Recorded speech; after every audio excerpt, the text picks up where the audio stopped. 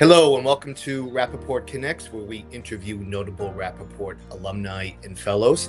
My name is Sean Horrigan. Today we are joined by Aryssa Harris. Aryssa is a rising 3L at Boston University School of Law, where she is also pursuing a Ph.D. in political science from Boston University's Graduate School of Arts and Sciences. Aryssa, welcome to Rappaport Connects. Hi, Sean. Thank you for having me. Aryssa, this past spring, you were elected editor-in-chief of the Boston University School of Law Review for the 2025-2026 academic year, making you the second Black woman to hold this role and the first since Clara Burrell Bruce, who led the publication 100 years ago. Clara, in 1925, also made history as the first woman to lead the BU Law Review and the first Black person in the nation to serve as editor-in-chief of any law review. So first and foremost, congratulations to you. Can you share how this appointment came about? Is the selection process done by faculty or students or both? And then maybe talk a little bit about your goals as editor for this academic year and what readers can expect under your leadership. Yeah, so thank you. I was elected at the end of January. We do our elections through all of the current law review members. So it's 2Ls and 3Ls. And it was like a vote on Zoom. We vote down the masthead. So it's the highest position, which is editor-in-chief, and then you go down. We gave our speeches, and then we found out within 5 minutes the results. So that was very exciting. And I think that it was just overall kind of a testament to my classmates and how they feel about me and the ability to kind of lead our journal and continue the growth. So I guess looking at this upcoming year, my goals are to maintain the rigor of scholarship that we publish. BU Law Review is known for publishing novel, diverse, interesting ideas. And so we are trying to maintain that this year. We are publishing 7 books, which is a lot to think about in the terms of publishing about 5 big articles per book. And then we publish student notes, response papers, resulting in about 5 to 8 authors being published per book. What I'm really excited about this year is that our articles are very timely. I think that within the law, the current moment is constantly moving and evolving. So the articles that we selected are responding to that moment. And readers can expect a diverse array of articles touching on immigration, litigation, diversity, equity, and inclusion, thinking about technology and AI and how the law is shaping and being shaped by these new developments. So I think that's kind of where we're leading this upcoming year. And in terms of Miss Clara, I think that she was such a pioneer and inspiration to her peers and to the legal community broadly. And so as editor-in-chief, my goal is to kind of embody that in making Law Review continue to be a space where people feel like they belong and that you can come to have community and exchange diverse ideas and really just kind of continuing to build up that legacy. So next year and all the years to come, that Law Review isn't laying stagnant. Instead, it's continuing to grow and evolve and allow more people to feel like they belong in this space. Sounds like a great agenda. I may come back in a few minutes and ask you your thoughts on AI and law and what you foresee. So Aryssa, tell us what made you decide to pursue a career in law. I have always kind of wanted to go to law school. I always thought that broadly the idea of lawyers were interesting, but I think what really solidified it for me was kind of just seeing the injustices that continue to manifest within the world. I graduated undergrad in 2021, so that's kind of right around the turn of the Black Lives Matter protests, the Stopping Asian Hate campaign, and a lot of different important political moments. And when I was looking at these injustices that people were experiencing, I felt that being a researcher alone wasn't enough. I had planned on going to pursue a Ph.D., but I really felt that to be an advocate and to be a voice, I wanted to have that law degree. I felt like the training that you get from being in law school, the ability to identify an issue and then advocate for that change was something that was really important to me. And so being in that moment of like the 2020 2021 area, I felt that being a law student could have offered a great foundation to kind of help affect change within our country. And you are simultaneously pursuing a PhD in political science. That you're making us all look like slackers. Yeah. How do you plan to marry the two or bridge the two fields together? So I think traditionally, when people think of a PhD, you think like the reading, the writing, the dissertation. And I think it's all of those things. But something that I've been fortunate enough to learn is that a PhD, in addition to those tangible outcomes, you learn a lot of other skills, such as collaboration, like working with people to kind of answer a question, the ability to like take and synthesize large batches of information, and like the ability to think creatively about how to address a problem. When you're writing your dissertation and developing the project, the idea is like, what are you contributing to this field? And as you can imagine, political science is a ginormous field. So thinking about how can I fit in here, to me kind of reminds me of what it's like to be a law student and a lawyer. You don't necessarily have to reinvent the wheel, but instead it's like, how can I creatively think of this problem and figure out how to still create change or get the best outcome for my client. So it's actually been very helpful for me to kind of have this side of my brain that's used to doing all this reading, writing, figuring out an issue and figure out how to like creatively impact it and apply that to law school. Like in addition to all the reading and writing that I typically do and everyone does as a law student, it's also helpful to kind of have this background to like creatively lawyer, which is something that you're told all throughout 1L. It's like, think like a creative lawyer. So it's very helpful in that sense. And then I guess in another way, it's actually been really nice being on Law Review because we write a note, which is like a research paper. And so I was like, oh, this makes perfect sense to me in my brain that it's like a very tangible, clear way of being a trained researcher and applying that to just legal academia. So it's been really exciting to kind of weave the two together and then using like I study American politics and using that to kind of inform the big legal issues that we're learning about. You were a 2025 Rappaport Summer Fellow.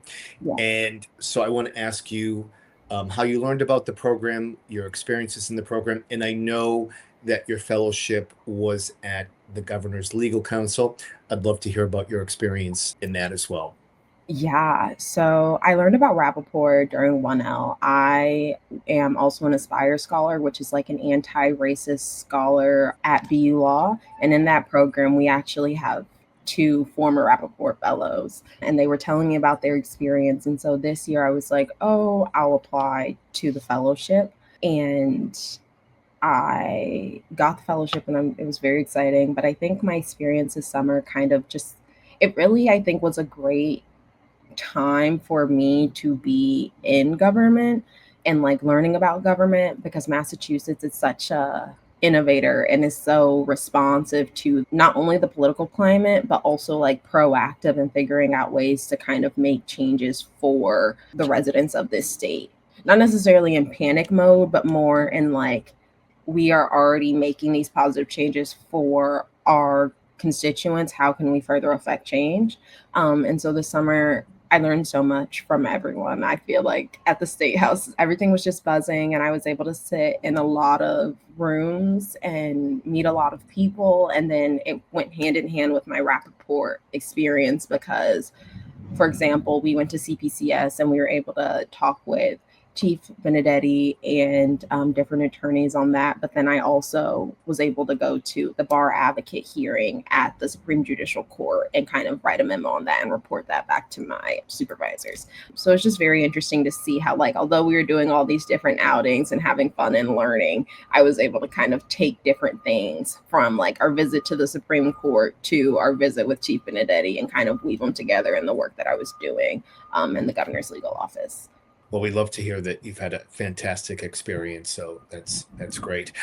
You also, before you became a Rappaport Fellow, you worked as a legal intern for the Committee for Public Counsel Services in the Youth Advocacy Division in Roxbury. What was that experience like, and what did you take away from it? Oh, I loved it. It was such a great Mm. experience. I think public defense already is a very important part of our legal system, and I think CPCS does such a great job at thinking about the approach to being a public defender. And I think when it comes to children, and especially children criminally involved, it is such a big issue, and children are so protected that being in that space really taught me how to kind of be client centered and focus on clients, which is something that I think I really needed after 1L, because first year of law school, you're very focused on school, books, it's very abstract. And so I think coming to CPCS and being able to interact with clients who are extremely protected and extremely vulnerable, it really kind of helped ground myself in the work.